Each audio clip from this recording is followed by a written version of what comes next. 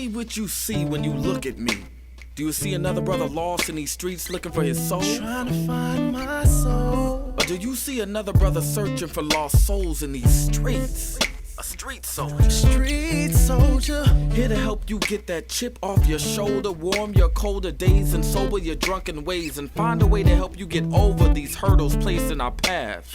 And this is not meant to amuse you. This is for all those who have questions but are afraid to ask. I won't be afraid. I won't be afraid. No. When times get hard, you lose your way. Open your mind and hear what I say. This is a message for the hard and the soft. To those who tune in weekly and to those who keep an eye out for 8 p.m. on Sundays and turn their radios off. The truth hurts. The cloth has been pulled. We're walking around half dead. Use this show as your IV. Alive and Free is a new movement. We've achieved self-destruction. A street soldier promotes self-improvement. Streets couldn't be no colder, so I gotta be a soldier. It shouldn't be this hard for me. Even when it seems so hopeless, I gotta keep my focus. I'm glad to be alive and free, yeah. Streets couldn't be no colder, so I gotta be a soldier. It shouldn't be this hard for me. Even when it seems so hopeless, I gotta keep my focus. I'm glad to be alive and free, yeah. Good evening, good evening. This is Lady Estelle and the Street Soldier Crew, and we are here for another Sunday evening with you. Your host this evening is delighted to see that we are still here. We are healthy. We are alive and free. Who's your host? Dr. Josephine Marshall Jr. Good evening, Street Soldiers, alive and free radio. Street Soldiers ready to go again.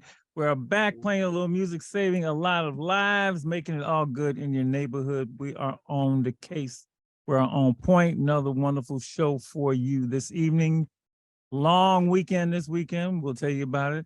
If I look tired, if I sound a little hoarse, if I'm a little bit bent over, it's because and I'm gonna say we, at least it's these three right here. We're working hard, doing what else? Especially Miss Ann, bless her heart. Bless her heart. What else we've been doing? Keep people alive and free and educated. That's what we've been doing. We'll give you a little more about that. And then I'm gonna get into the show. It's gonna be all good. Of course, we did the news. Gotta say hello to everybody once again. Hello, Lady E. Hello, Ann. But I've been saying you because I've been seeing you like nonstop. I've been seeing you all week. Yeah, I've been seeing y'all in my dreams. Okay. Yeah, well, I just they're in a dream. So yeah, it's all good. All right.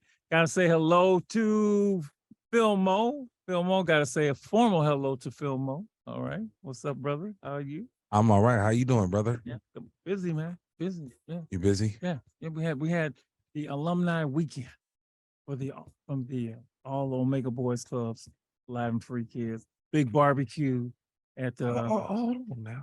Big barbecue. Christian, did he tell you? I knew. Hold on. You didn't tell nobody about the barbecue? I don't mean to be super black. I know I got my wave cap on. I'm looking extra black right now. Look, the last time I told you about something, you didn't, the golf tournament you didn't show. I can't wait for the next golf tournament and the next barbecue. But next barbecue, for sure. I got you. you. Because, man, the food was screaming, man. We had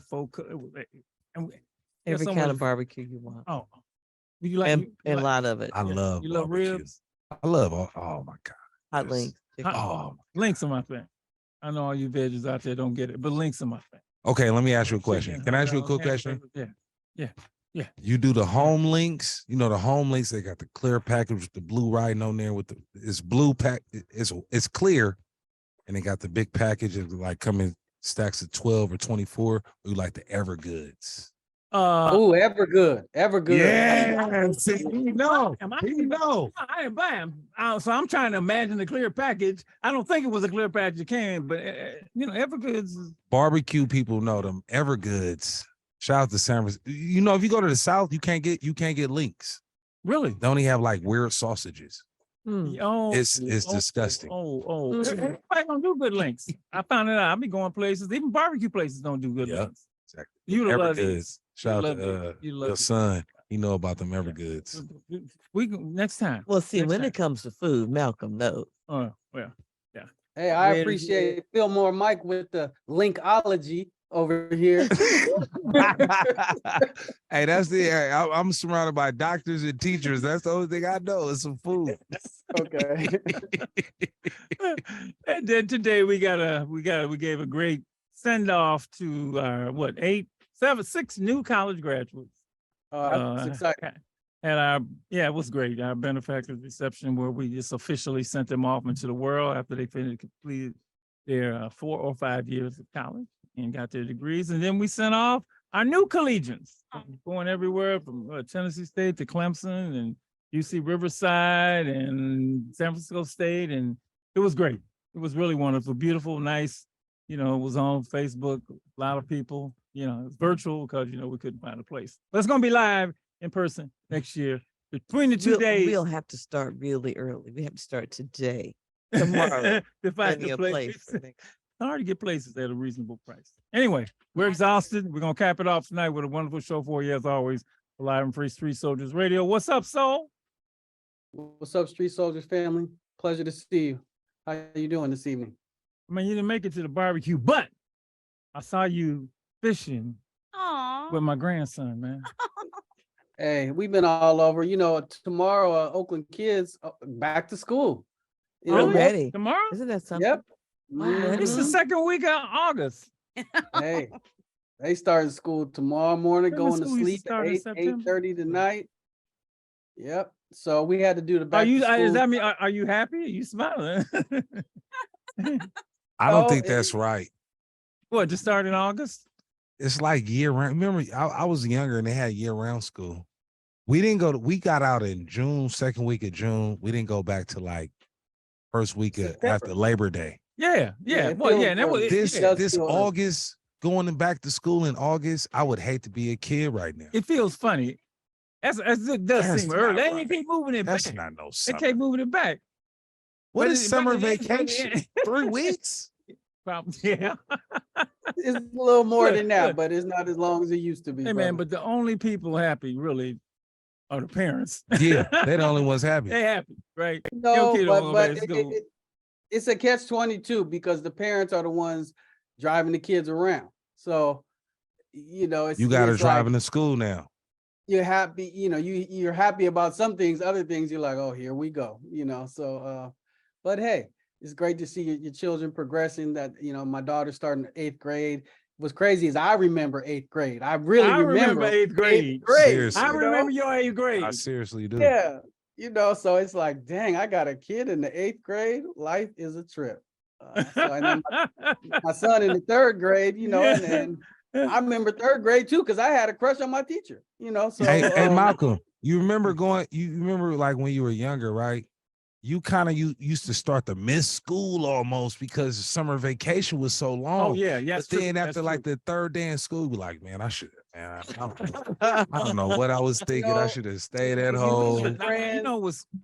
You miss your friends, you miss playing, but Yeah. you don't miss homework and stuff like that. Nah, heck nah. You be like, man, after these fits is gone, what am I going to school for? Well, but you get the new clothes. Yeah. You know what I'm saying? Going shopping, getting the new clothes. That felt good. Always got to get him new clothes. Get my other kids new clothes. But you're right. After like 4 days of the new clothes, you be like, oh, Are you traumatized by the clothes? The way you say that is like you still having flashbacks. Like, no, that's just something you do. You go. Shout out Burlington Coat Factory. Yeah. Yeah, Burlington shout Coat out. Factory. Man, My we mom got used to go clothes, crazy man. at Burlington Coat Factory. My favorite. What happened to Burlington? They just gone. The one on 5th and March. They gone, man. Shout out Old They got a Navy, big one in shout out Pittsburgh. I Target. know that. Old Navy going Yeah. crazy. Yeah. Yep. Yeah. Gap sweaters. I used to hit him up. Mervin's was my store for him. Bourbon is pretty yeah. good. Well, you Mervin's, dating us. Mervin's and JC. Well, I'm That yes. Mervin. Mervin's was all that in the You, 80s. you were balling on a budget. But yes, Yeah, because we wanted the Jordans. no, That didn't happen, brother. No. What you mean? No, man. That's an institution. Wait, what? That's $1 billion person right there. Pay Hey, less, brother, man. I had strict Pay less parents. shoes. Oh, Dr. Marshall. Malcolm. Brother Malcolm. Nobody's gonna jump you for some Payless shoes, okay?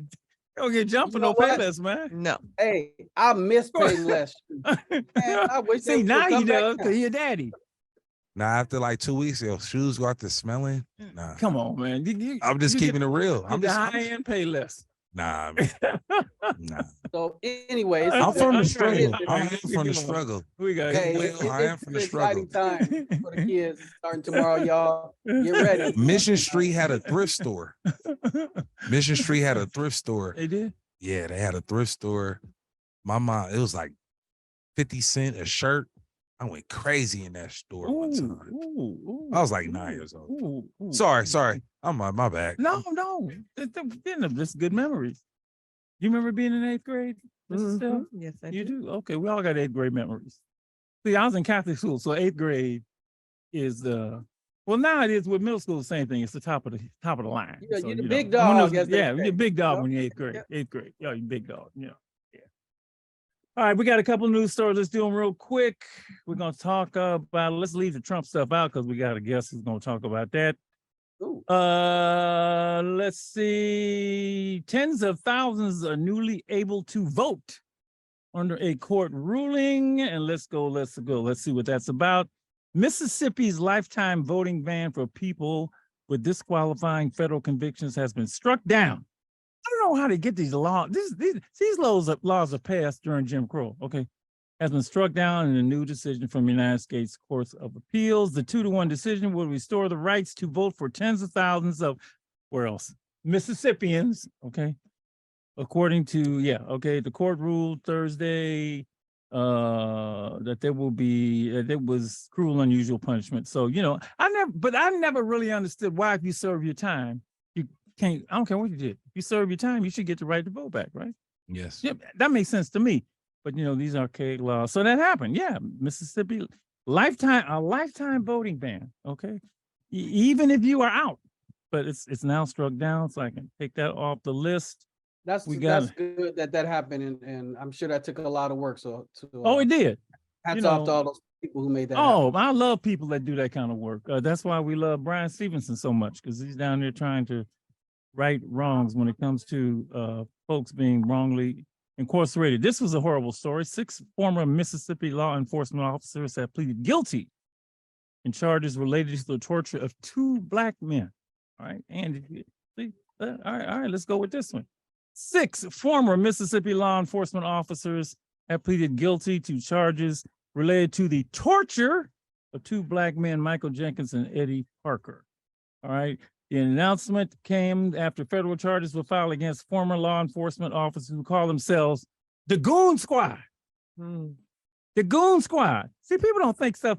No, there's no racism today. These things don't go on. What are you talking about? It's right here. All right. Because of their willingness to use excessive force and not to report it. We're going to do a show on policing next week. Just want you to know. Be here. We're going to try and solve the problem with some impossible. The 2 men who are Black say 6 white law enforcement officers entered their home and tortured them for nearly 2 hours, culminating with one being shot in the mouth.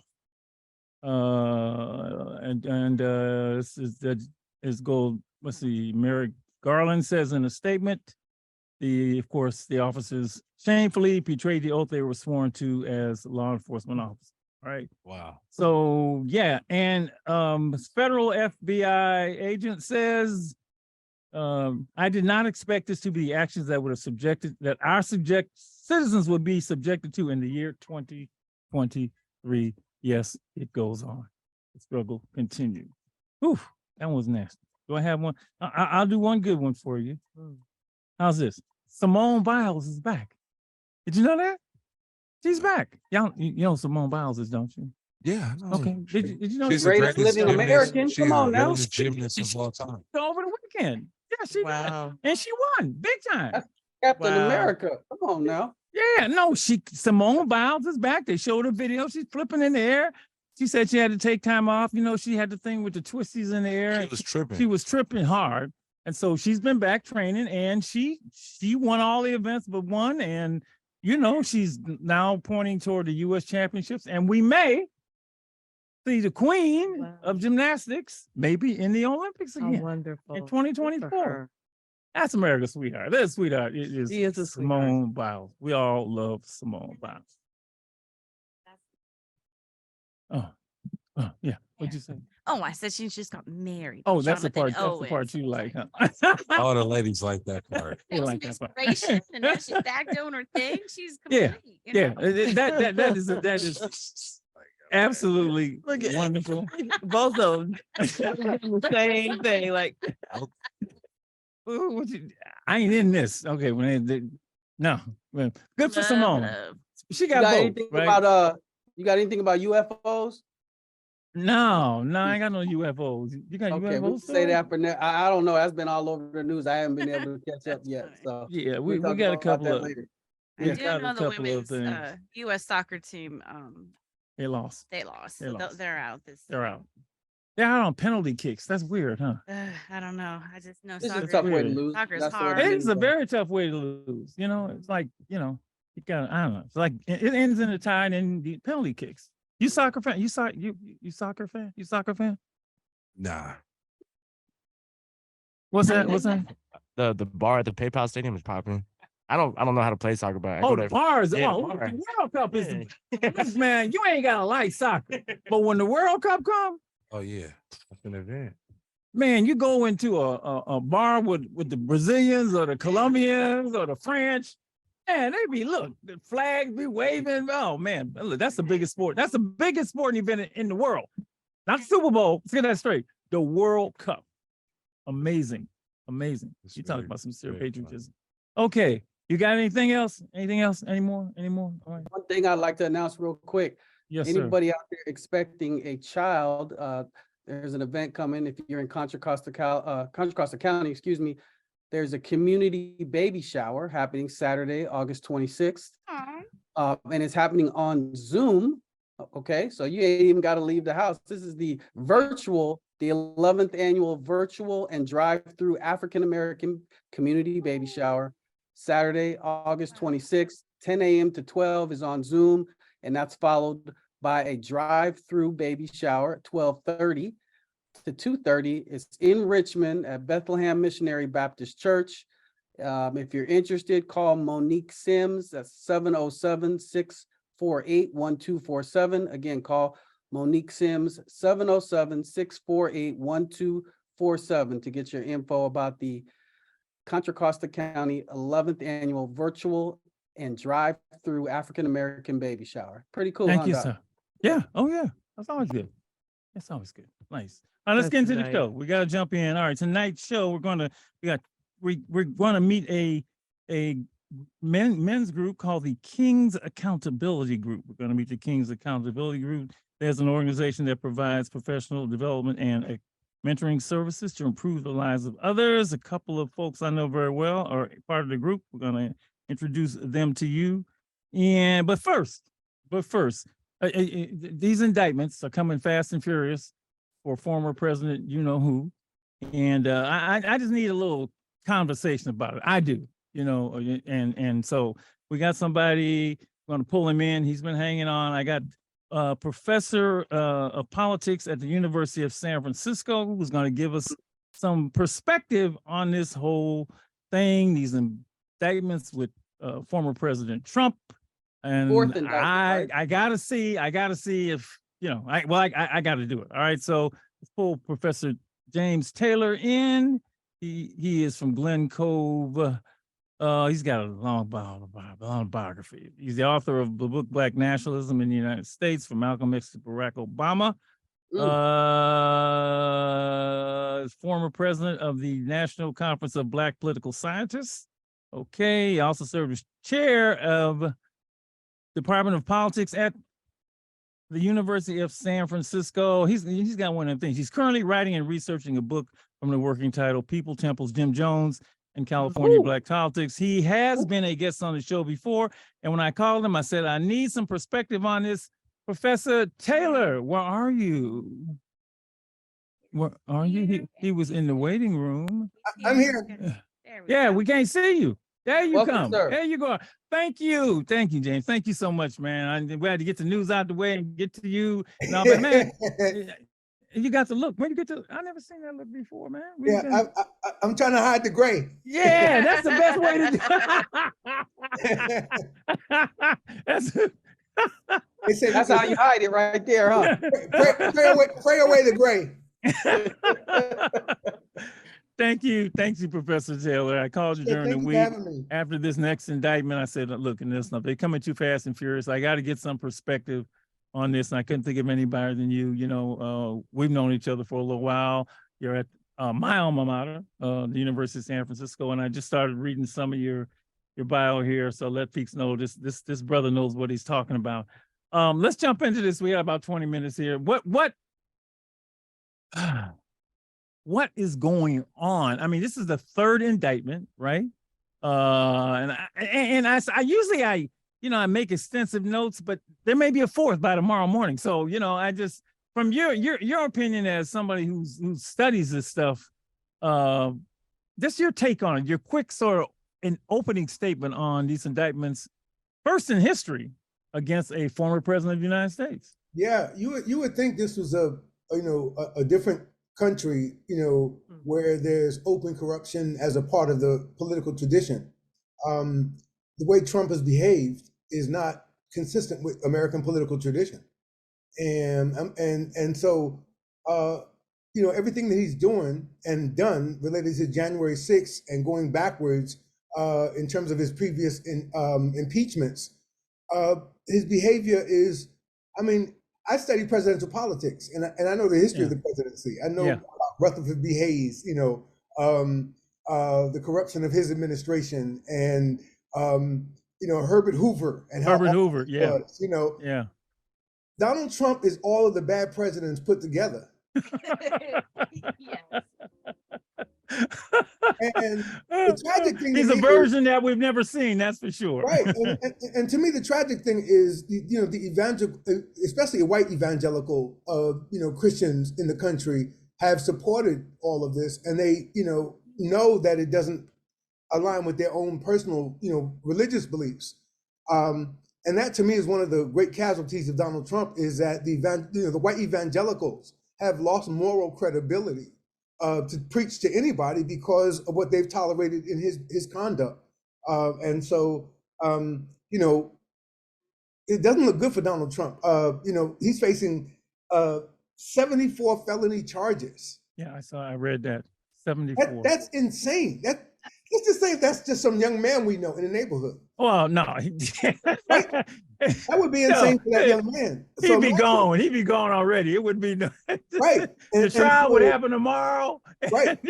And Sister Fani Willis, and she wants people to know her name is not Fanny like Fanny, is Fani like Fani. And Fani, she claims that her dad, I read about her today, her dad was a Black Panther, the Atlanta prosecutor. And she talked about how he named her name. It has I can't remember what it was, but it has a very religious and spiritual meaning. So it's not Fanny like we would say Fannie Lou Hamer. It's Fani. It's more like Fani, and she broke it down. But I was shocked that she talked about her dad being a Black Panther, and those she's got those commitments like you do. Still. And so almost all the prosecutors Trump was facing, other than Jack Smith, are Black. That was the one in New York, and obviously the one in Georgia. And they're all sisters, and the brothers in New York, but the rest are sisters. Sisters, so Black women, are amazing and doing an amazing job.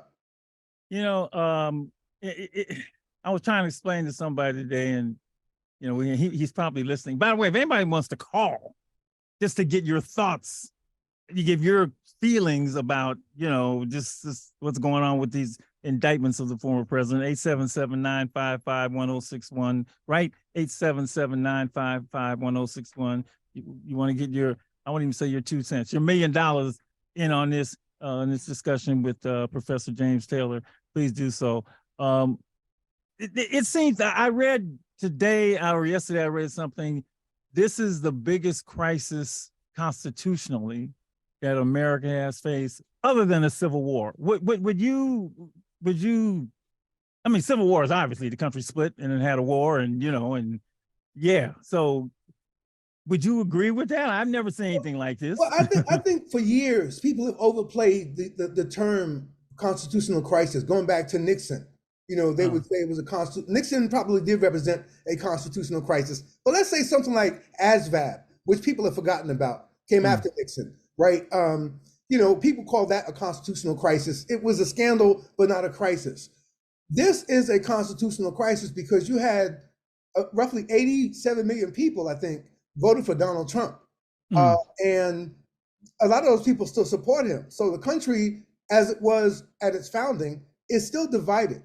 And the constitutional crisis now, to me, it does exist. I've never agreed with any claim that we faced a constitutional crisis going through the 70s, 80s, 90s, and O's when I've been alive. Even 9/11 wasn't a constitutional crisis. But the way Donald Trump is not backing off and the way he's pushing forward, and if he can win. If he wins, you do have a constitutional crisis because if these 4 cases come down on him and he's convicted, how do you have a president who's a convicted felon? Right. Yeah. And black folk and other people who are felons, those among us who are felons, can't vote. That's what Trump's running is exposed, is the ridiculousness of not allowing felons to vote when you got a felon running. This whole thing begins with, I mean, let me look. We all got feelings about Trump, but let's just go. Oh yeah, no, I said if he's convicted, but this whole thing begins with the ultimate flim flam, if I can use that the election wasn't the election. I mean the election results weren't the election results. I still cannot get my head around that. You know, I mean, scores matter in everything, from the NBA championships to the Super Bowl to the pickleball game you're gonna play with your neighbor, right? Somehow this thing is like, no, the numbers, you know, we say numbers don't lie. I don't get that. I just don't get how people, when there's been no proof anywhere, somehow say because he says, or because they just don't want to give up the power, that suddenly elections don't matter. It all begins there because apparently that has driven this whole thing. Wasn't he the one that was the main one who was talking about Barack's birth certificate? Barack wasn't born. Well, the hypocrisy is all there. The hypocrisy is all there. So yes, yeah. This is a bigger scale, but I mean, you know. His hypocrisy is saying. Go ahead, James. If you go back a little further, there was, if you remember in Chicago, there was a black organization. I used to know it by heart, but it slipped my mind right now. That was doing, you know, voter registration, you know, ground. Oh yeah, I know you talking about. And remember they were saying they were cheating. Remember, it was all in Chicago. They made it a national story and act like that was, you know, because it was black folk. And I'm saying that to say Atlanta, when black folk in Georgia showed up and showed out in Georgia, that's what shocked Trump to death. But Trump didn't realize there was a plus 200,000 population shift in Georgia with mostly young and black people that moved down there between 2016 and 2020. So Trump didn't understand that. He thinks it's cheating, but it really was that people have migrated there and they voted. And when he saw that, you know, just like they did with going back to the Chicago organization, they thought it was cheating. Trump can't believe what happened to him in Georgia.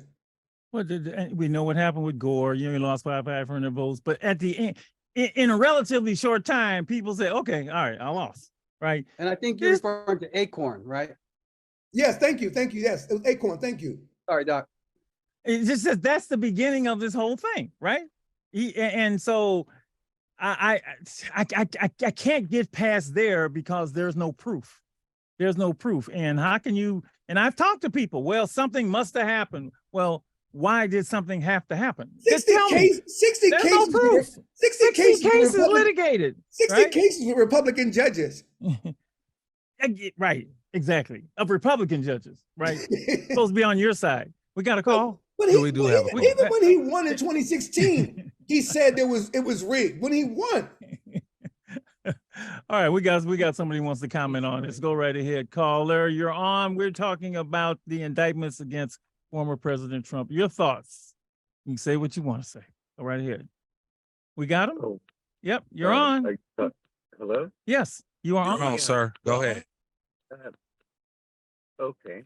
Well, yeah, in terms of the indictment, it was not unexpected. In terms of how the nation, not to say the F word before saying the word nation. Well, anyway, how does the nation actually consider the consequences? Because, I mean, here we are dealing with the consequences in real time. That's what we're trying to figure out. That's what we're trying to, yeah. Where is America? Yeah, that's exactly. Taking up the pieces. Yeah. Yeah. Well, Taking up the pieces. I would say, like I just said, those 60 cases are an example that as much as he has tested and stretched the system, is still held. The voters held. Right now, we're talking about his due process. The system is working. The system is working. And I think both in terms of how voters behaved and now how the administrative state is behaving, it's working. So I would agree that we're dealing with the consequences, but you're also seeing the system work and as it's being pressured. Thank you for your call. Thank you very much for your call. Love hearing from you. 877-955-1061. Any thoughts that you have about these indictments? This is obviously an ongoing story. We'll probably have, Professor Taylor on for a couple of years now, because you know how the law is. It drags out forever. It goes on forever. There was something that popped into my head. Oh God, I lost it. Constitutional crisis. There's so much I don't know. The Georgia thing looks like it'll be the fourth.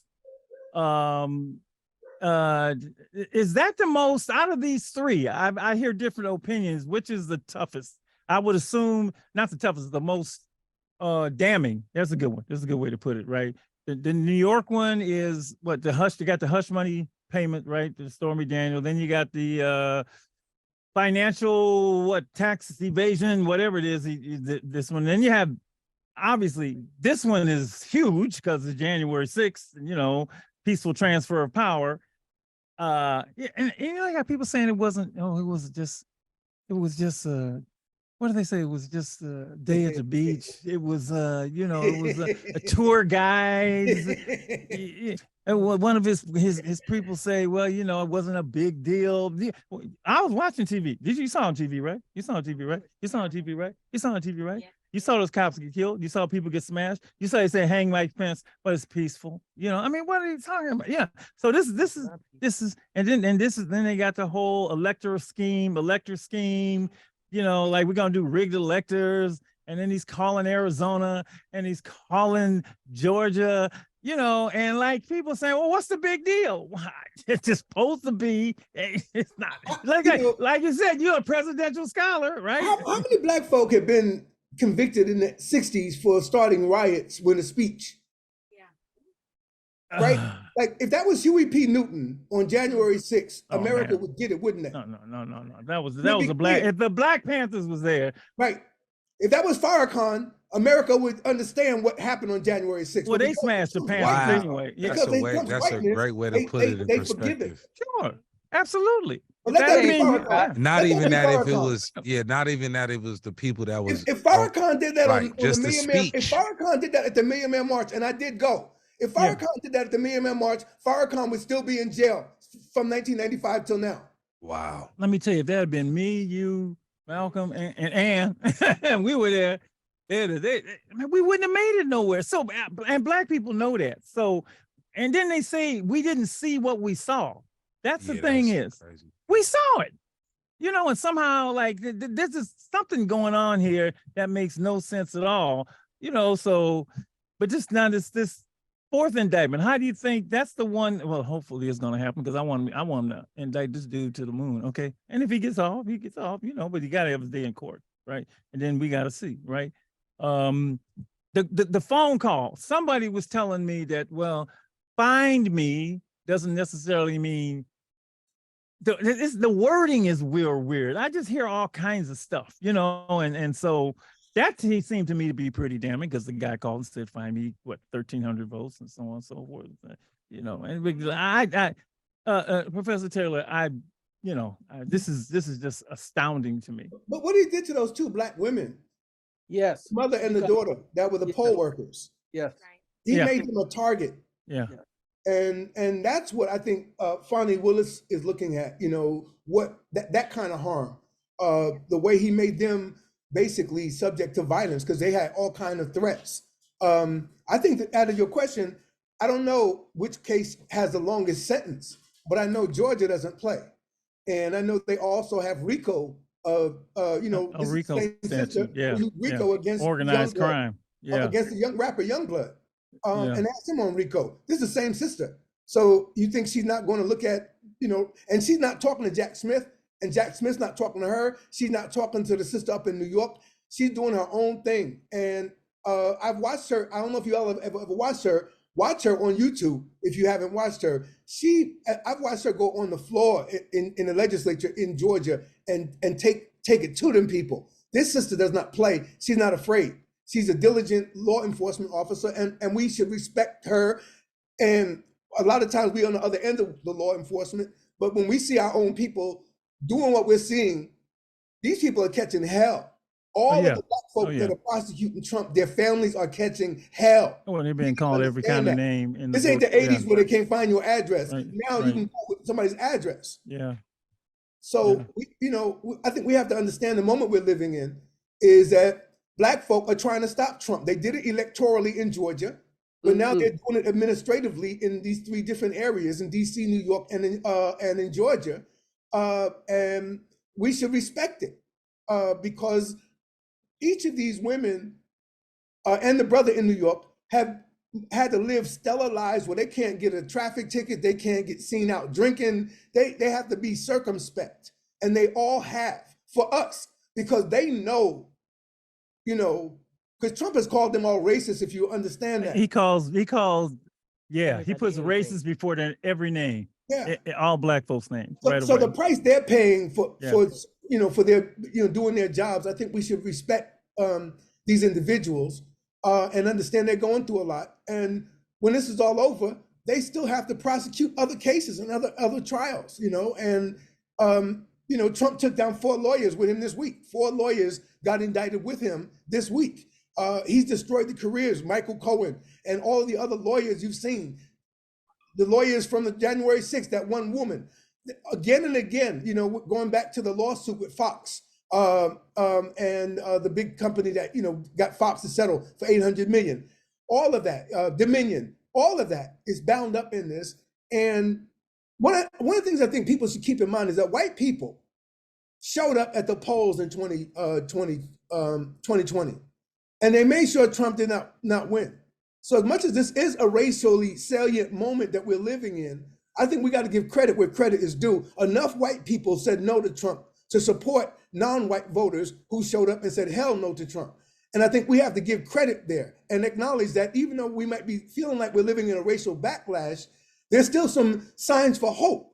There's a lot of white folk. I've been in so many marches, and I'm sure you have too, Joe, since the 2020, going back to George Floyd, all the activity in the Bay Area. And I've seen thousands of young white people, thousands of Asians, thousands of LGBTQ individuals out there. And I've had to tell myself as an old head, look at what you see. Don't think what you think. Mm-hmm. Look at what you see. And I see a lot of young white people are out there on the front lines. And so I think we have to understand they are as determined to push back on Trumpism as anybody else. The young whites are so far, and Democratic and independent voters. Yeah, I when I talk about this, I strip away all the politics, which is difficult to do, right? I strip away the left, I strip away the right, I strip away liberal, I strip away conservative. I'm just looking at somebody who was the president. I'm looking at it just that way. I'm not looking at, past. I'm looking at this is the president, right? And he did these things, or he's been accused of doing these things. I saw him do certain things. He's been, impeached twice, and that. So I'm looking at, then I look at the Constitution, and I'm just looking at it. I'm trying to take all that out, and the whole thing, that the other thing is he's only being indicted because he's being weaponized, right? Which means that all I gotta say is you're weaponized, I'm being weaponized, or it's a political hit job.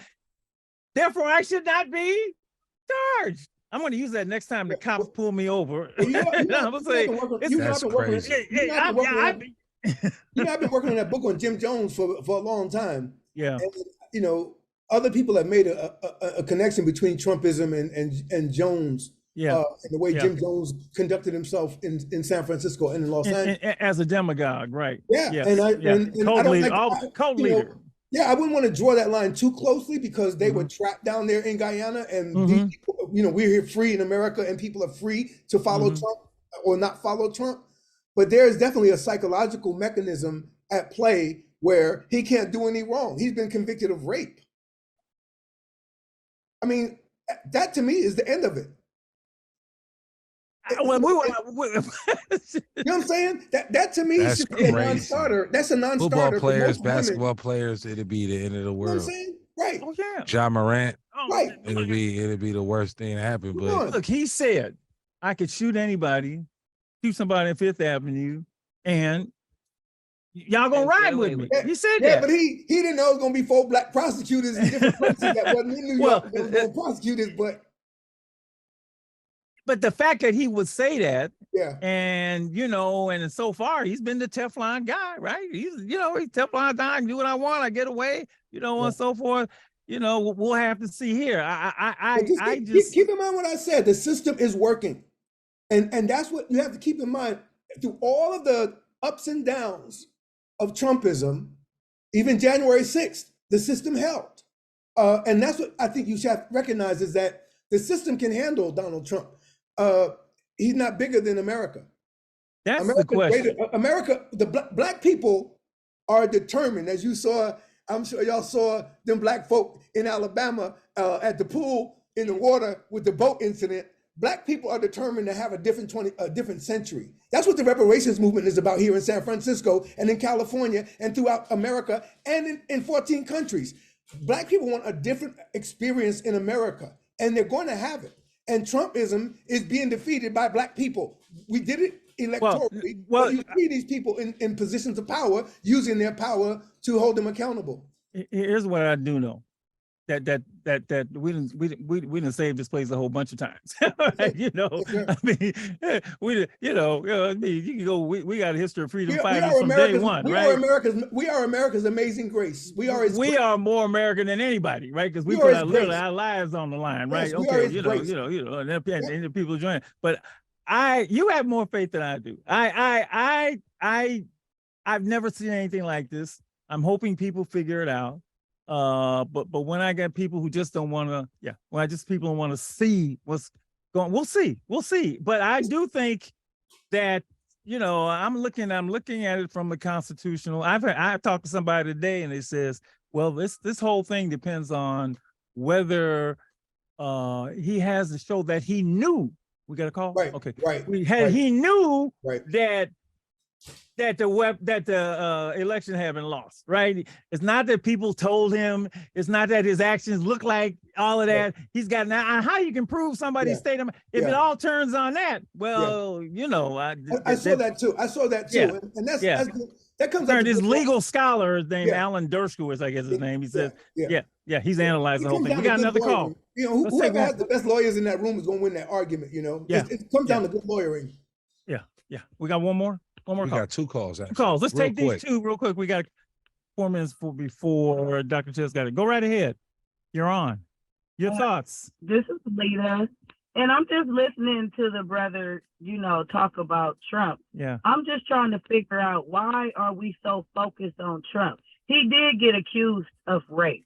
What about all the child trafficking that he brought charges up on everybody else?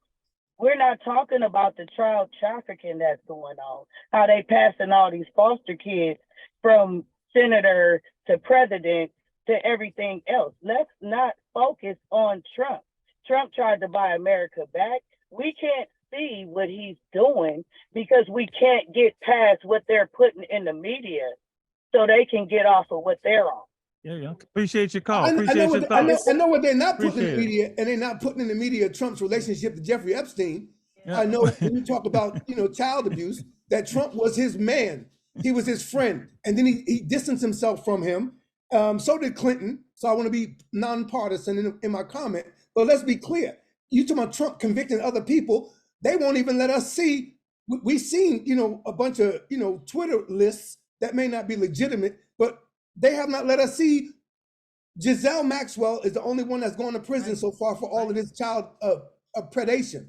I'm not into this stuff. I don't believe in this conspiracy theory stuff about children. That's so far from my life that I when I hear it, it almost goes over my head. But I guess it is real because people keep talking about it. And something that's never happened. You see how passionate people are about this. I'm wondering, and the last thing for you, well, thank you so much, and we'll be doing this again. Are folks keyed into this, as you see? Are folks, are the average everyday American keyed into what's going on here? I don't think so. Okay, you don't think so? Yeah, you don't think so either, Professor Taylor. You don't. It's so much. It's an overload.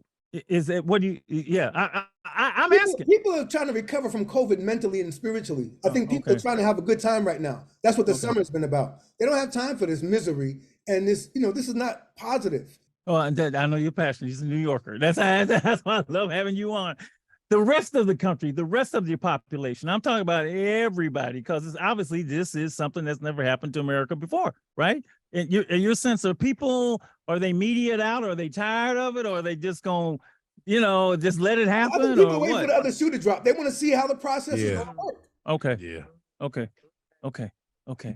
They know white men get off all the time. They know how the system works, and Trump will try to, use that, but he's being held accountable. That's what we have to acknowledge. He is not being not held accountable. My one caller that wanted to call in is going to call in, but it's too late because you're getting off.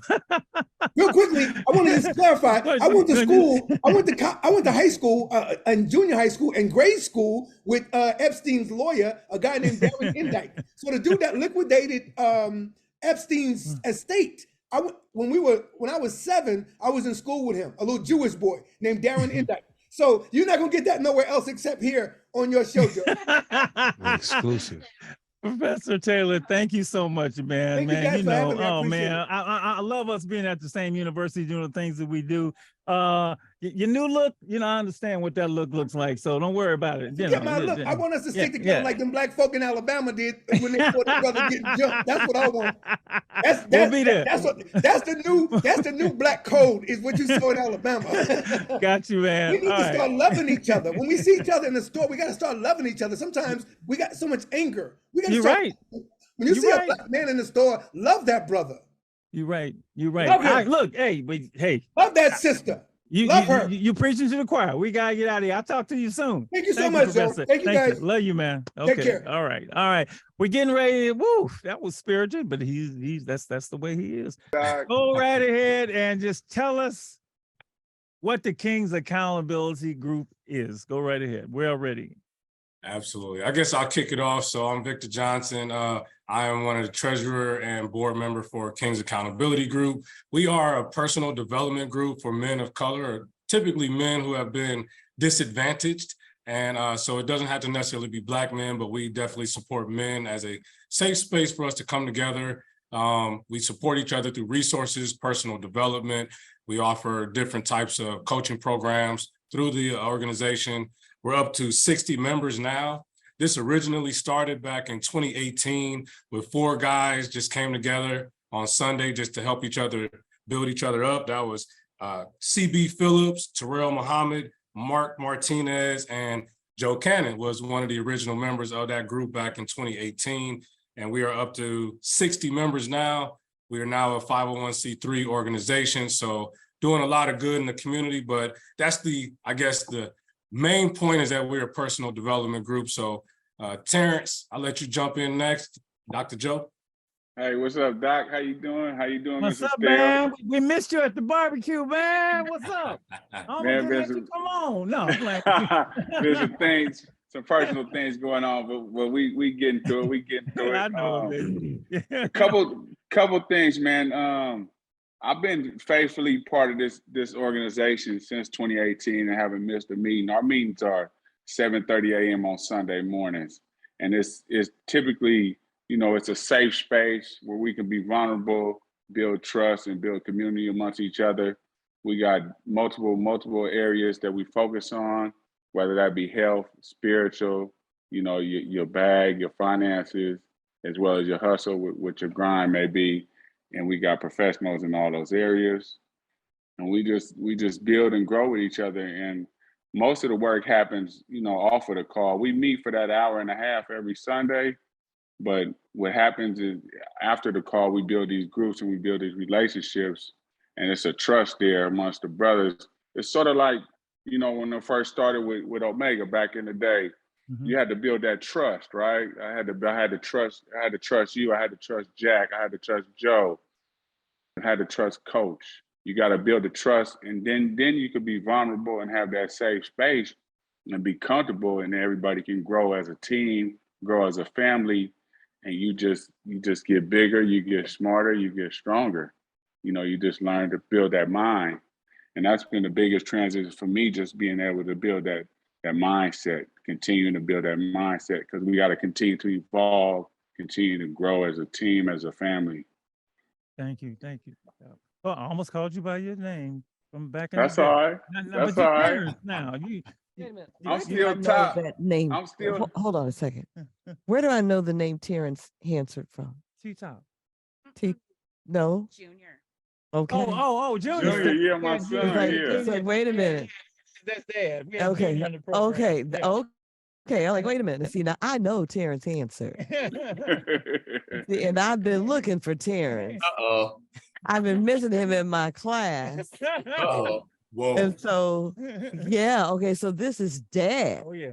Yes, ma'am. Uh-oh. Yeah. I'm on him. This is 1.0. This is 1.0. He in the book, okay? A diamond in the rough. You know how it goes. It's a diamond in the rough. We're going to get to that. Yes, sir. Dr. Joe Cannon, welcome, sir. Tell us a little. I know these two very well. I'm going to let them get into that. But how did you meet these gentlemen and your interest in the group? Well, I'll tell you what. First off, Alive and Free, I want to commend you on what you guys do with street soldiers and so forth. So on myself, I'm born and raised in East Oakland. So listening to street soldiers over some times, a lot of times I drive from church because I'm a minister. I pastor a church in Oakland. And a lot of times, I pastor a church, Gospel Community Church on 55th and Clement. But I came out of Bethel Missionary Baptist Church under Pastor Herbert Geis. And I moved out to the Valley some years ago, but I still had a church out that way. So a lot of times driving home at night, I hear the street soldiers and things like that. I really love what you guys stand for and what you guys do. This group, as Vic said, I'm one of the co-founders from the beginning in 2018. And I got involved, and what happened was being so busy in the ministry. I own about 6 barbershops along with some other partners of mine, KJs, which stand for Keeping Jesus. We have a shop over in San Leandro, Hayward, Brentwood, Tracy, Stockton, Newark, all over the place. So being busy with that, I'm also an author. I wrote a couple of books and real estate agent, so forth, so on, right? And so during that time of starting the group and so forth, so on, after getting home from church, and it was at night during that time, so I would be wore out. And so I kind of took a little hiatus a little bit away, and I came back about 2-3 years ago, and the group then just expanded, right, and have grown. And so just what it stands for, King's Accountability Group, it's all about holding each other accountable. A lot of times people may say something and they don't have a follow through, but this group of men will make sure you follow through with what you say you're going to do. So the group is all about helping men become better versions of themselves so that others can so that you can be better for everyone else. A lot of times we don't have a safe zone for men to come together and say what's going on within your home, within your job, or whatever it is. So this is just a safe zone that you can pour out, cry. We have grown men on here crying and everything. And we here for each other. We support financially, whatever it is, we here for each other to lift each other up. And we always reaching out for others that anybody that we come in contact with, we make sure that we bring them on to this group so that they can see what we all about. We go as far as giving ourselves word affirmations, mantras, who we are, tell ourselves who we are, that we stick to what we're, that we become better versions of ourselves. For instance, my mantra, I say that I am a man of God. No weapon formed against me shall prosper. I will attract everything that's for me to me. I will not fail, because failure is what it takes for me to succeed. I am the tea bag. I change the environment when I step into it. I'm a lion. If I don't hunt, my family won't eat. I'm a rising king, constantly becoming a better version of me. I'm wealthy beyond measure. My Father owns the world and everything that's in it. All I have to do is ask and he'll give it. I have what it takes to turn dreams into reality. I won't be denied. I'm undeniable. So that's more than a mantra. That sounds like the sermon that you get going to read next Sunday. Listen, and it truly have been a long day. I showed poured my heart out today to the city of Oakland preaching, man.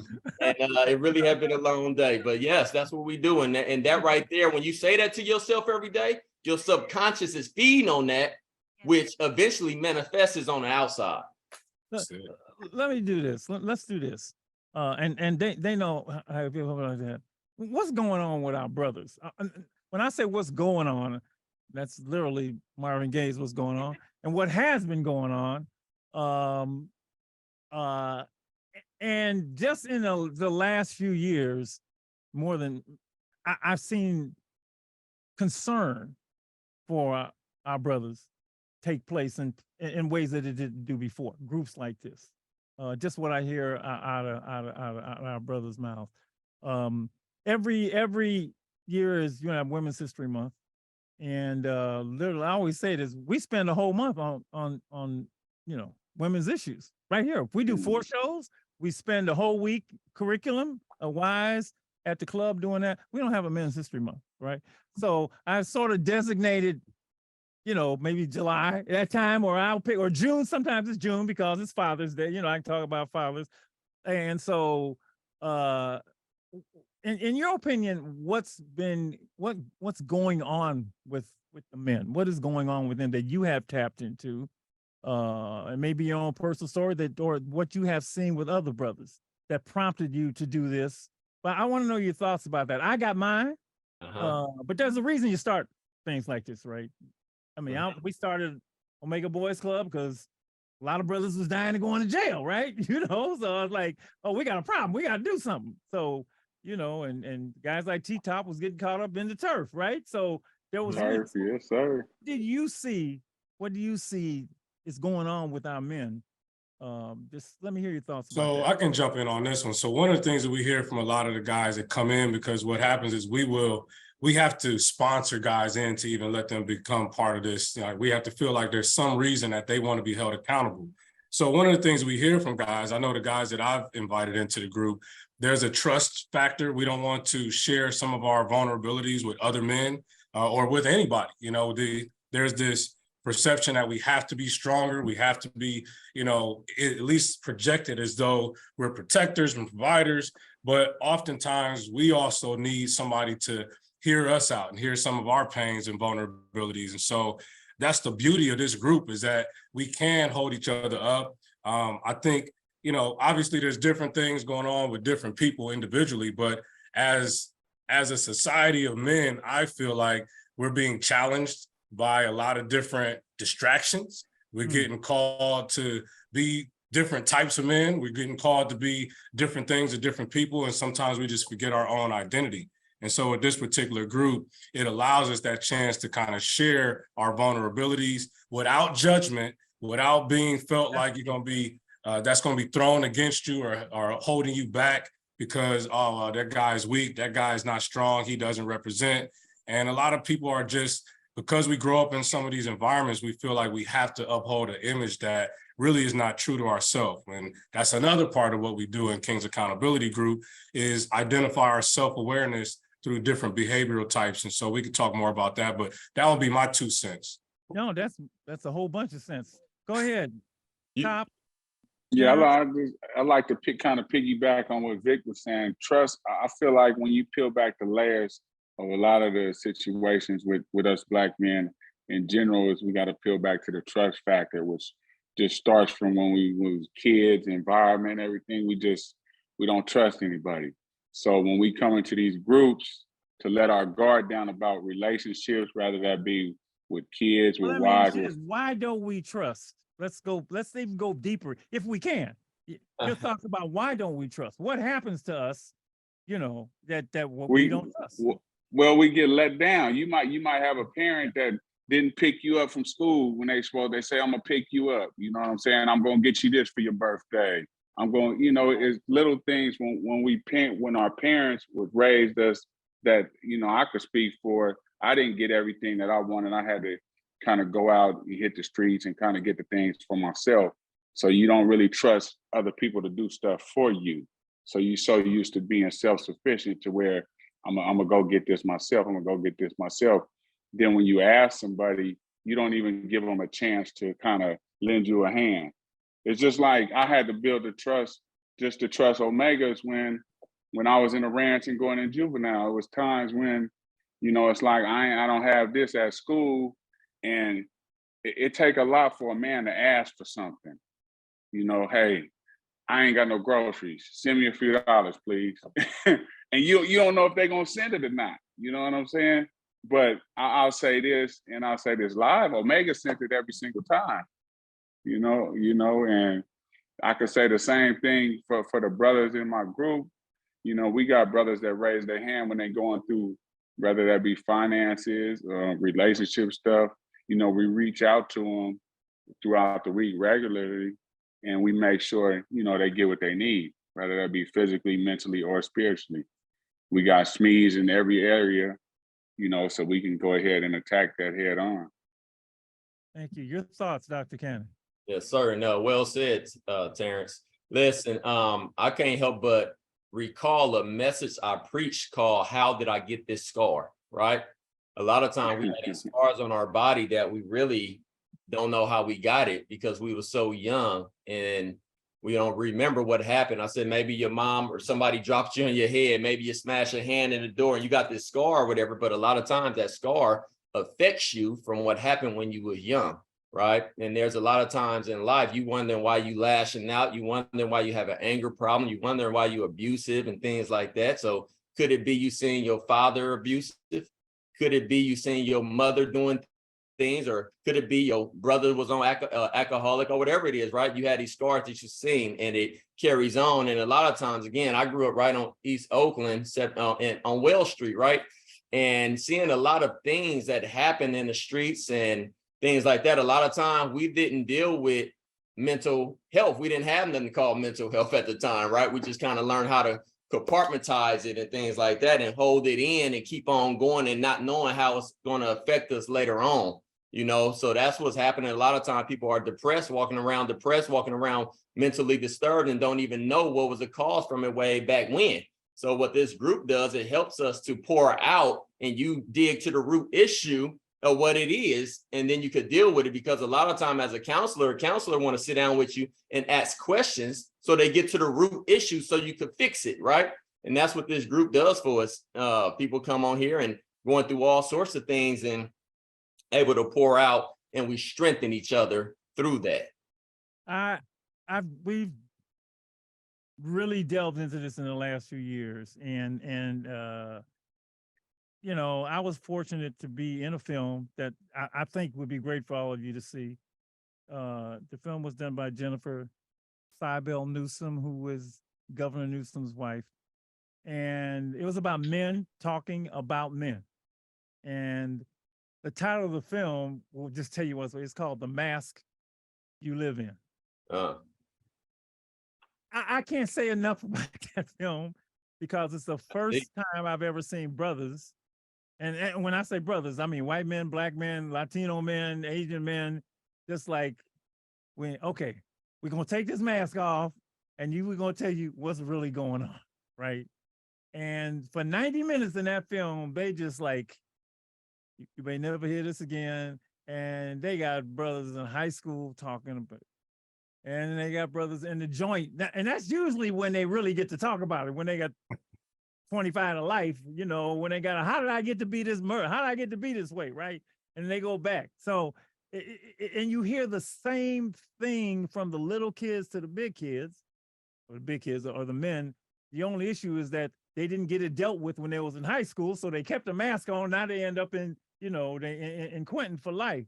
But I love that title, and I think men have done a complete disservice. I hate it. That's a hard word. Here's an example of the disservice.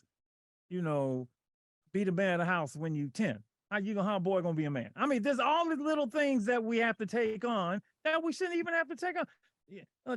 Terrance, one of the great things when you and Vic, when we were doing the club, y'all didn't have to be the men, you boys, right? We gonna be that for you, but boys don't cry. How you gonna tell a little kid not to cry, which is natural? I mean, we get stunted. This is my perspective on it, right? Yeah.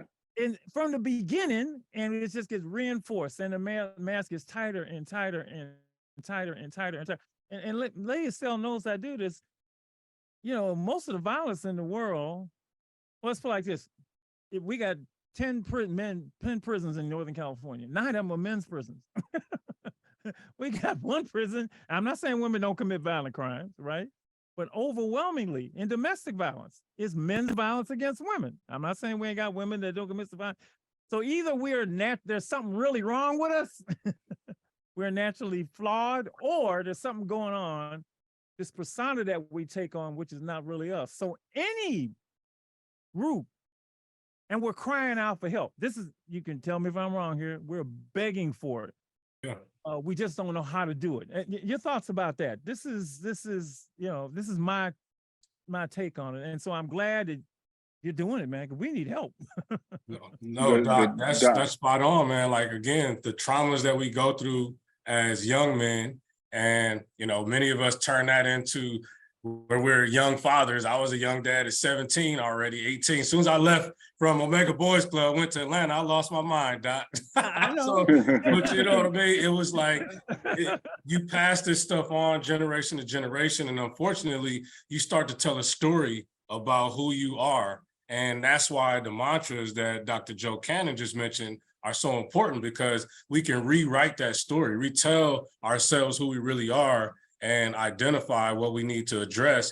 And again, it goes back to, especially in the earlier generations, the 80s, 90s, even before that or whatever, where we were not told that it was okay to share that information with people. And we just needed to get it off our chest. And that was the beauty of going to Potrero Hill, and being able to be around you guys on, I think it was Thursday nights, and around these brothers that would just embrace you and love on you, even though maybe when you got home, you didn't get that same type of that love, or you were taught to be the dad or the father in the household at 15, 14 years old. And again, nothing against the mothers that raised us or anything like that. It's just, you start to tell yourself this story about yourself. And so I think now it is more acceptable for sure that you can open up and be vulnerable about those pains and start addressing and healing. And then hopefully you pass that on to your kids behind you so that they know it's comfortable to speak out as well. Either you any more thoughts about that? When I had some thought about what you said about it, specifically about the mask, because I'm still peeling my mask back. It's like so many years you want to be hard and you just mugging, right? So I find myself in a natural state with the mug on sometimes and not even knowing, and it makes you unapproachable. And my brothers is always telling me, my wife always telling me, you got a beautiful smile, man. Smile more, smile more. So I got to intentionally practice smiling now, because all them layers, all that anger, all that years of mugging, all the years of mugging. Yeah. Yeah. It take work to mug. It take work to cube mug. Man, it take work to Little John mug, right? That's a persona, Man, I'm telling you. Street names. One of the brothers, Terrell Muhammad, he's one of the key factors in the King's Accountability Group, man. That man smiling 100% all the time. and it's just boom, automatic. And it's like, I look at that and it's like, boom, that's inspiration, right? So I can grab inspiration from every brother in my group in different areas to strengthen me as one. It's sort of like, what's that, Ultron, when he had all the different little rings and the powers?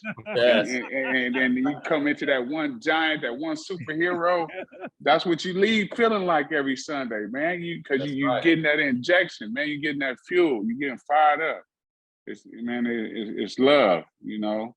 She's in elementary school teacher and counselor for years, and she can join. One of the toughest things is to see a 6 or 7-year-old come to school mugging, just mean, right? Little boy, and you know where you got it. You know something happened at home. You know it's not happening, but right then and there, and we had this one young man. It was you couldn't even be nice to him. He resisted people being nice, and sometimes we did it, and he would be in that space for a minute. Then he realized, oh, I don't know how to handle people being nice to me, and he'd go back to this demon. Little boy, you know, he's a little kid, you know, and they got all these kids in special ed, and you know all this, and little black boys, and so on and so forth. And it's because this is all learned behavior that I say is not really us. I say it's not really us. And I'm gonna throw you another one out there that I have such a hard time. I don't want to ask for help. What is it? What do we learn? We don't want to ask for help. You need help, right? That's you need help. If you wanted to get you know, if you wanted to get to somewhere across town, and can you tell me how to get over there, right? You're gonna ask for help. If you don't ask for help, you're gonna be wandering in the desert. But all this stuff has been placed into us as men that's associated with men. I don't do it myself. Well, I can help my own. It's like even my voice changes. You see how I'm talking different? No, man, whatever. Do help. No, man. It's not really us. And our life expectancy is shorter. I mean, you know, we're suffering because of this. And I'm so glad that I just can't say enough about what you're doing, because we need it, man. We need it. But we can't act like we need it. I'm cool. You know, what's going on with you? I'm cool, man. Ain't nothing wrong with you. Clearly something wrong with you, man. No, but so God bless you, man. Really bless you, because brothers need it bad, because we make bad decisions, think we making right decisions all the time. You know, we have heart attacks, we got stress, we got this, we got all this stuff, trying to be somebody that we not.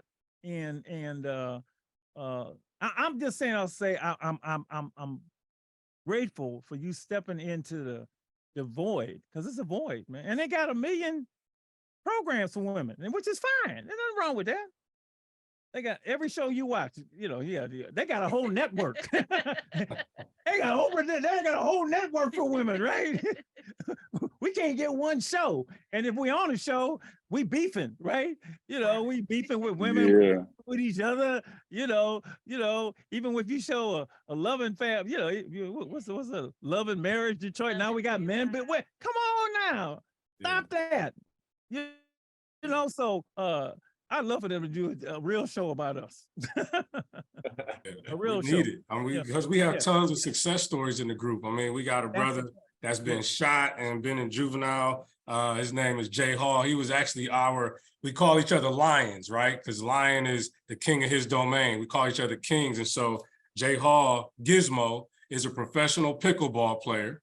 He's been in National Geographic, and he's been shot. But now what he's taken is his experiences and his exposure through the pickleball world. And he's now going into different cities that he gets booked to compete in.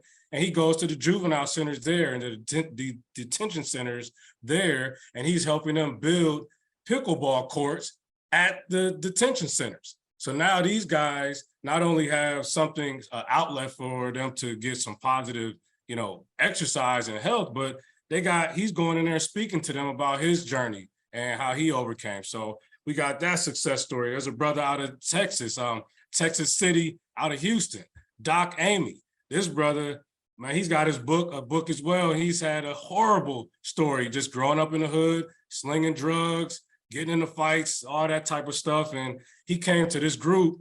he's one of the main brothers that will share his vulnerability now. He's taking his mask off, and we're seeing his strength come out of that. Now he's speaking and doing all types of things. And so it's like this thing, you just get more and more momentum as you see more guys coming out of that shell, that mask, and they're comfortable talking about why they went through those experiences and where they are now. And again, the mantras, the weekly goals, the spirit, health, bag, and hustle that they are now being held accountable to.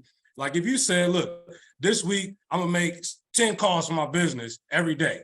Well, guy next Sunday gonna be like, hey man, did you make your 10 calls? And all right, at one point we had guys doing push-ups because they weren't competing the goal that they said they were gonna do. Just the accountability is real, and you start feeling like, you know what, I can do this because I saw that guy last week who didn't accomplish it, and now look at him, what he's doing. And so I love this group, man. I love what we're doing here.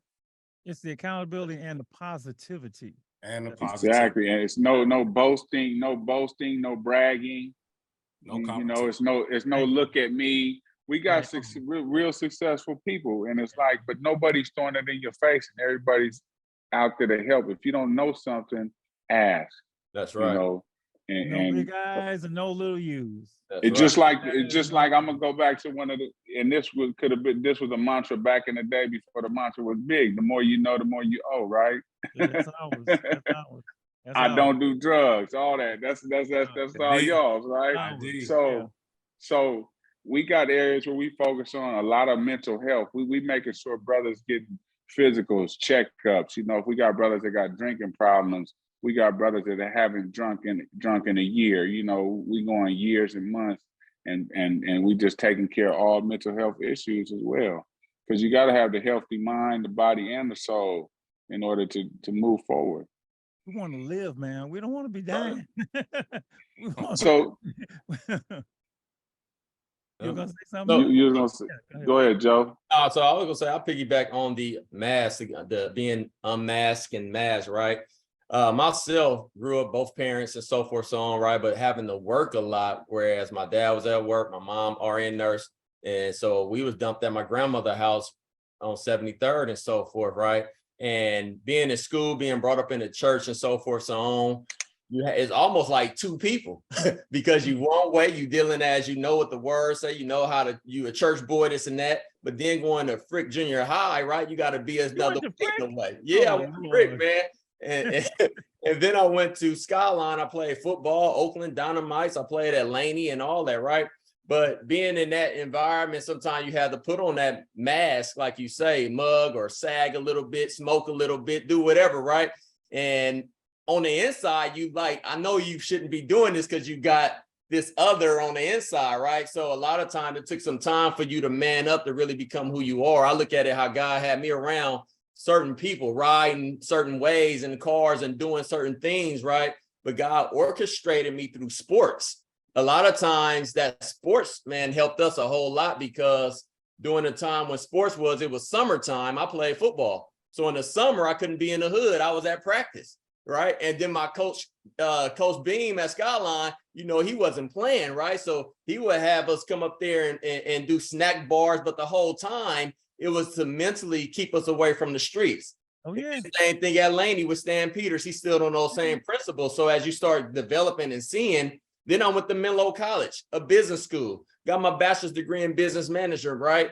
So a lot of people start seeing it like, wow, I knew something was with you. That it was always in me, but it wasn't known, it wasn't manifest yet. So a lot of people in the hood be like, man, how did you just do it? How did you just make it out, right?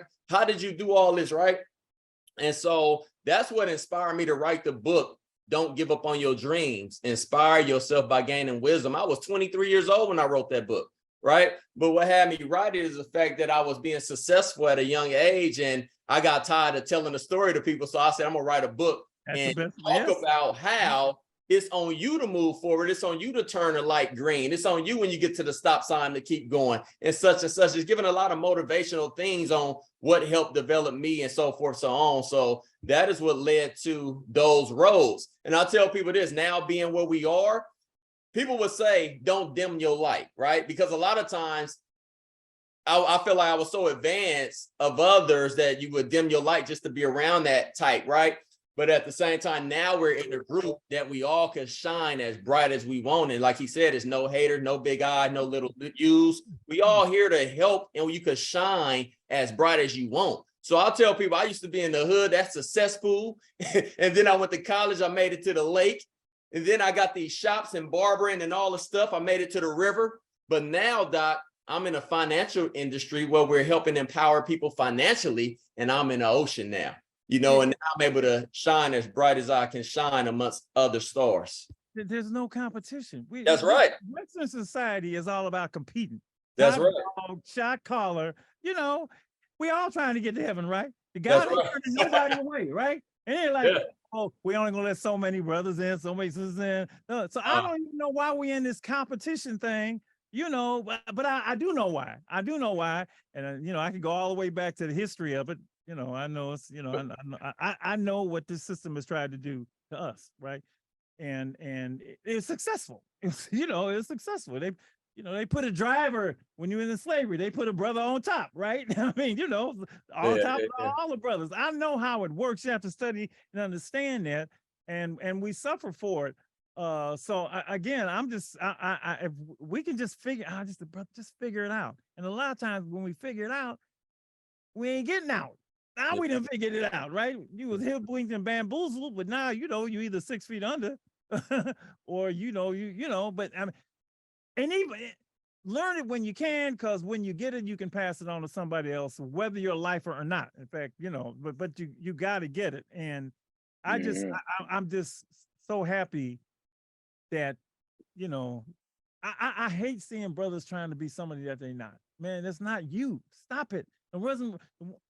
Look, the one reason we ain't good at criminality because it ain't really us. you ain't good at it. You ain't good at it. Every brother think, man, I'm gonna get away. Now, how you gonna get away if that's not really you in the first place, dude? Stop it. Yeah. So yeah, it's so much.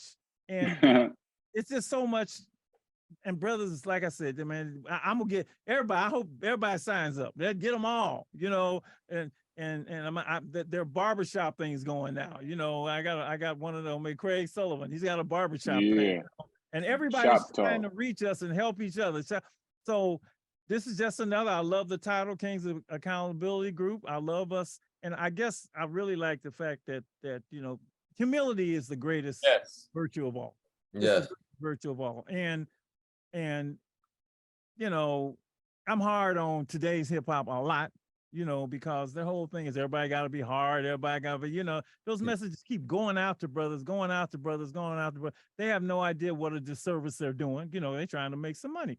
But, you know, that we don't need that. We don't need none of that, man. We're men of peace, and we got to be that way. And Mrs. Stella hasn't said anything, but she said something to me a lot.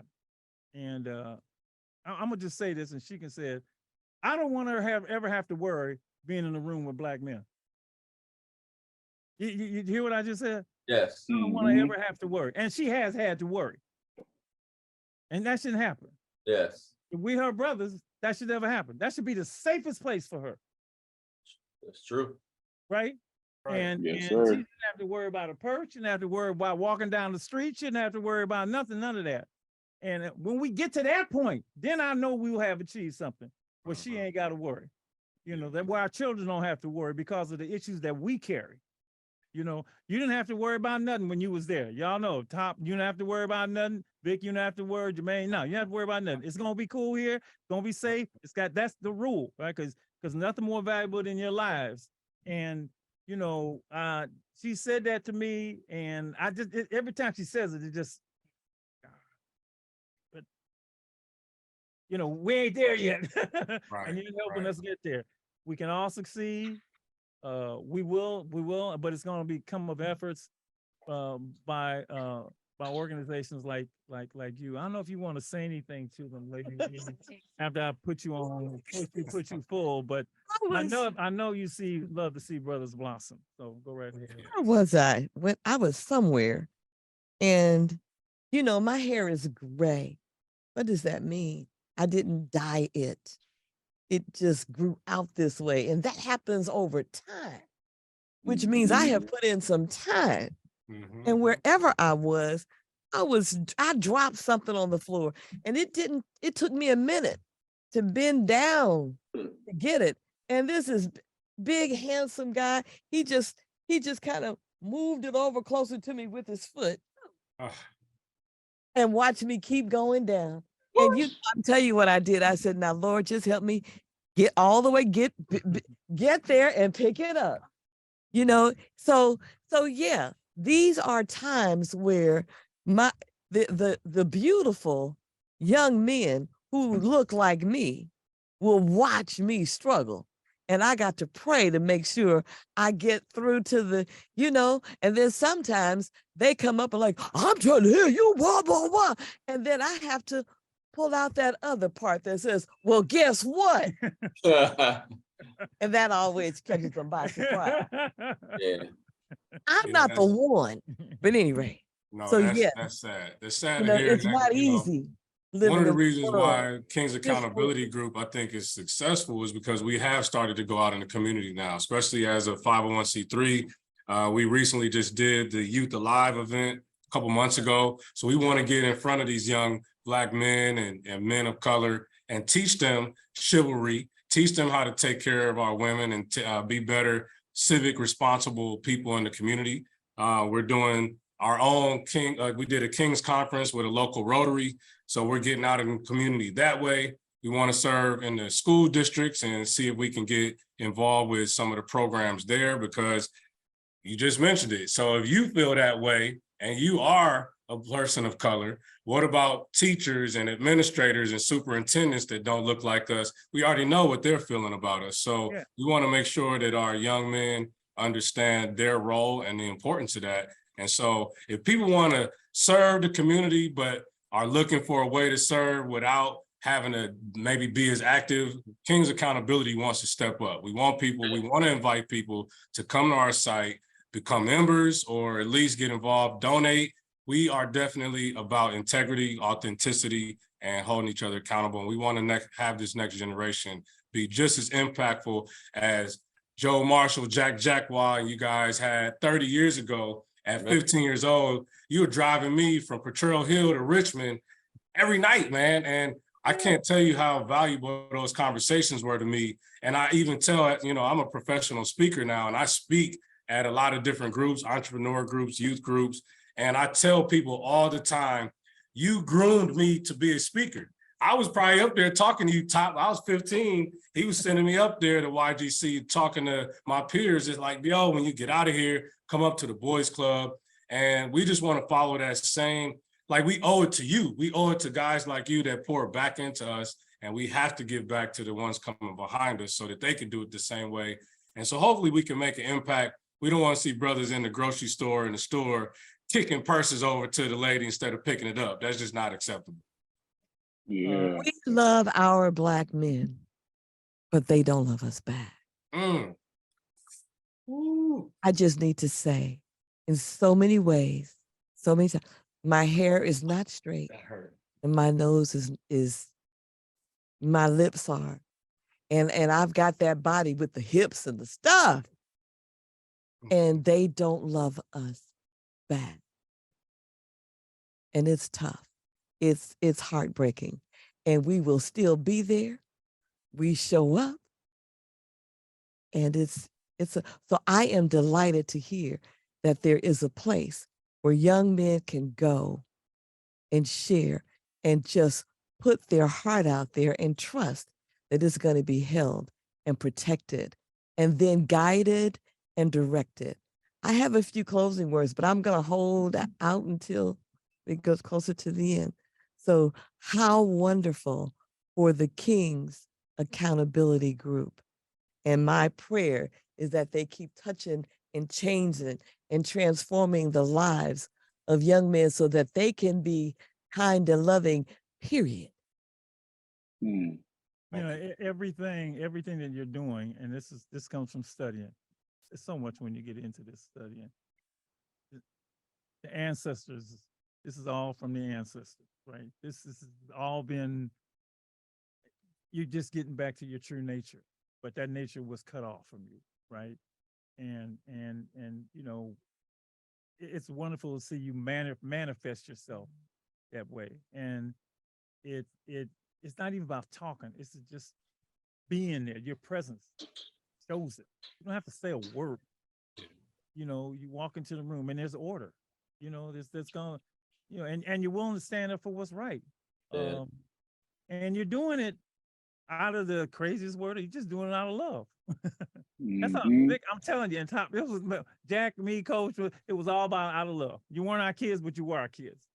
And it was pure love. There is no emotion stronger than that. It was just love, right? And there's no other reason to do something like this. And then there's joy in seeing you succeed. You know, I'm seeing, you know, all of you, but this is the two I know best, right? Just seeing you succeed, man. Come on, man. I mean, you know, they said, "What you get out of it?" What do you mean? What I get out of it? Look at him. What you mean? Look at him. Look at him. Vic be all over, man. Vic is all over the place. Vic is. I don't know what he's doing. He got so much stuff. When it gets to the point that I can't keep up with it, I don't do that. You know, he building this, he doing so forth. But there's no ego involved. Amen. I'm just doing it, right? And then when there's no ego involved, that's the best thing, man. And to be in a room with egoless men is just incredible, man. I got a lot of professional men that I'm around that they lead with their ego, they close with their ego. They at this time, I can't stand them. I can't stand them, really. And you know, I ain't gonna talk about y'all on the air, but you know, that's a whole different thing. And I only feel this is when I feel the most comfortable because we truly are brothers. Amen. We truly brothers, and we truly brothers, and we look out for each other, and we look out for each other's families, and so on and so forth. That's the way it's supposed to be.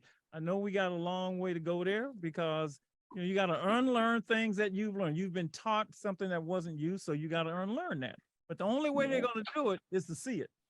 When a man is in a room, it feels different. When they walk up to you and speak to you and surround you, and you just know everything is all right. You don't have to say anything, and neither do they. But you just know all is well because the man he's in the room. I need you to just to take that in. And I want to say to Terrance, because I need you to know that I love your son. He is a sweetheart to me. And whenever he comes in the class, I'm like, all right, Terrance. I just really give him a bad time. And he's so cute. And he'll say, he is just adorable. But I'm going to say to you about the mug, which is one of the things I've had to tell my son. You know, you learn how to put on that face.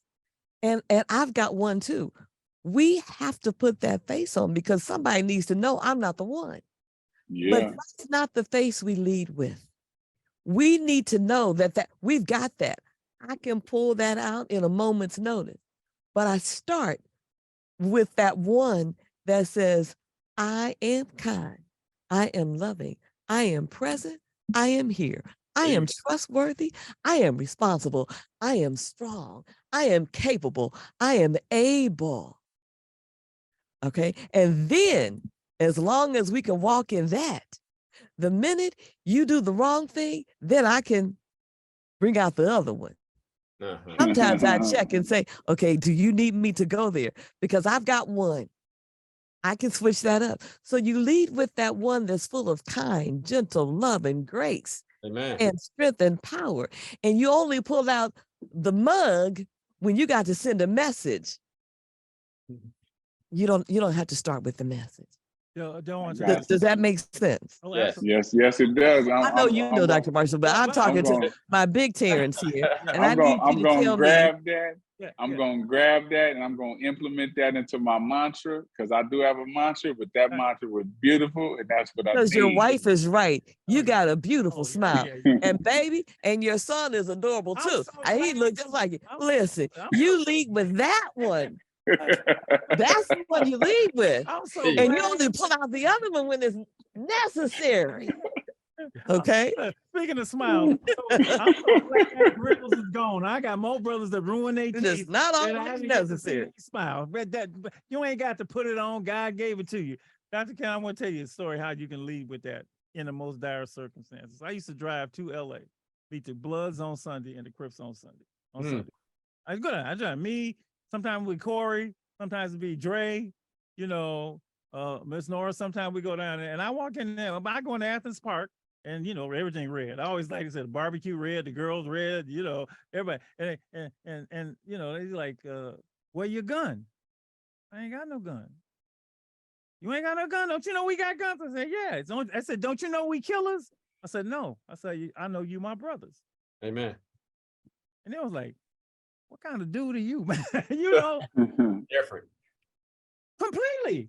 But all I did, I can't kill all you ain't, but I'm saying you took on this thing, but it's not really you. And I'm willing. And I didn't even feel like I was risking something. I just felt that they needed to see that in order to get them back to who they were. You know? I remember when the Jermaine King one day came to me and said he wanted to go to a class in Fillmore, right? And they said, well, Doc, I can't go over there, man. Black history class. And, you know, he said, man, I said, well, I'll take you over there. He said, well, man, they'll kill you. I said, well, if they kill me, they kill me. He was like, damn, what kind of dude are you, man? But I remember the day he got it. And he said, I'm going over there. I said, I'm going over there. He said, my auntie live over there. My grandma live there. So over there. He said, well, and he said, I'm going to put it in God's hands. He had no fear. His no fear allowed the no fear. He had to show them. Somebody has to be shown. That's right. Somebody has to be shown. And you showing brothers, man. And God bless all of you, you know, and the ancestors bless you. I got to just say that. Just shout out to Jermaine King. That's my cousin. He the one brought me to Omega Boys Club too. I know. But the more you know, the more you owe. Each one teach one. It's a ministry. It's not a formal ministry, but it's a ministry. It's spiritual. It's not religious. You know, it's a spirit that runs through all of us. You know, all right. Well, we had church anyway on Sunday, right here on Street. That's what I'm talking about. That's what I'm talking about. You know, I tell people you get delivered from it to get delivered to it. Yep. You know, be able to help somebody else going through what you've been through. Yeah. Man, and you guys did a great job with Terrance and Vic too, man. I mean, I got to know them through this group. So hearing the story, I didn't know that connection. So hearing the story, man, that was great. And as you said, with the love, just showing that, you know, and, you know, as a lot of times the words say, what he that saves souls is wise, right? Because you get a feeling after you see somebody change their life, it does something for you as well, right? And so this is just fruits of you guys' labor, what you poured into them. So again, commend you, man. And I know these ain't the only poured it in me. If I start naming names, we'll be here all night. I can go back to Martin Delaney, who didn't know me, you know, to Henry Highland Garnett, you know, all these people that just stood up, right? You know, and we just passed the baton on. And y'all, thank you for taking the baton. Here we go. I wonder what would happen when you take a minute to see if the things in your head is the same as what's in your heart. What would it mean? I wonder if you can believe the strength of a man is the gentleness that he brings. I wonder, did you know the power and presence of all of your gifts is love, wisdom, and the willingness to uplift one another. Call each other out, listen and see everything from the inside out. Trusting the journey, the process to be the best you can be. And most of all, remember to stay alive and free. This is Lady Estelle asking take you it one more thing. to consider this. And have accountability. Love that. A poet. Beautiful. Yes, that was. Thank you. Any last words you want to share? Throw the website out, throw everything. You might get a look. Men all over the world got this issue. So if you get Ann says somebody in India gonna see this thing. So if you get a hit from India or Yugoslavia or what, Botswana, or, you know, South Africa, yeah, you have to, like, you know, fortunately the world is close now because of our communication. So you can get some brother over there looking to be, who wants to be held accountable. So any last word? Well, yeah, I mean, we always want to end with a call to action. Obviously, this work is you know, tireless work, as you know, Doc. And so if anyone wants to donate or contribute or become a member, kingsaccountabilitygroup.org, kingsaccountabilitygroup.org. And you could also sign up, subscribe for updates, and get more information about the group there. You can follow us on Facebook and Instagram and LinkedIn as well. But we're just happy to be here. We're thankful that you gave us an opportunity to talk about the group and how we serve. I always tell people that we will never have this particular day ever again in time. And the fact that you shared it with us means the world to us, and we really appreciate that opportunity. So do you have a P.O. box? Oh, we don't have the P.O. box. What you got? So we got our main office, but everything that you need to contact us for sure is through kingsaccountability.org. Okay, so just give me that address. Oh, okay. I got you. Because some people, you know, you know what I'm saying? For those people like me, you're just gonna go ahead, put something in the mail tomorrow. Yes. You know what I'm saying? Yes, ma'am. 378 Stonington Road. And that is in Brentwood. Stonington is Stonington Court, excuse me. Okay. Brentwood, California, 94513. Brentwood, 94513. King's Accountability all Group. Of our listeners out there who really appreciate the work to transform and change and make a brother the beautiful brother that God created him to be. That address is 378 Stonington Court, King's Accountability Group. Anybody we need to make attention to? Is that to you?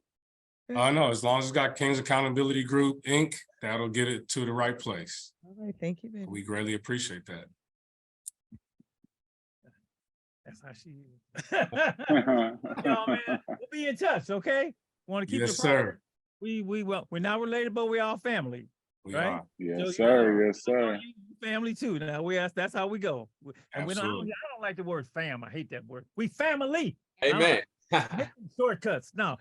Yeah. We are. You already know. Reach out to us.